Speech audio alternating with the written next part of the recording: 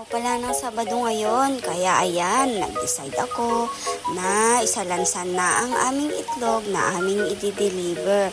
Ayan, sinalansan ko na po lahat ng mga itlog at saka ayan, ginagawa ko na rin at inalalagay ko na rin po ang mga biggie o ang tinatawag na carton ng sesto. Yan po ang dyan po pala yan ng itlog pag may bumili. Then, papunta na po kami ng palengke kasama po ulit ang aking mga anak, ang aking mga chikiting kasama kayan kahit saan. Dahil po maganda ang tirik ng araw, ayan, napas-selfie naman kami ni ate.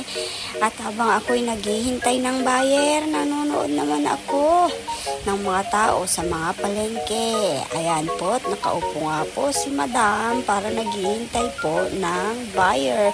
At ayan, si kuya huling-huli. Nagkakamot pa ng putyaan. At ayan, ang dami pong tao kasi po market day nga po ngayon. Kaya ayan, tuwing Sabado nga po pala, nandito po kami sa palengke at naghihintay ng buyer. Ayan po ang aming egg. At ito po ang price ng egg. Maraming salamat po sa inyong lahat. Ayan ang aking mag-ama. Bumili na naman ng pagkain at yan na lang po ang lagi nilang ginagawa.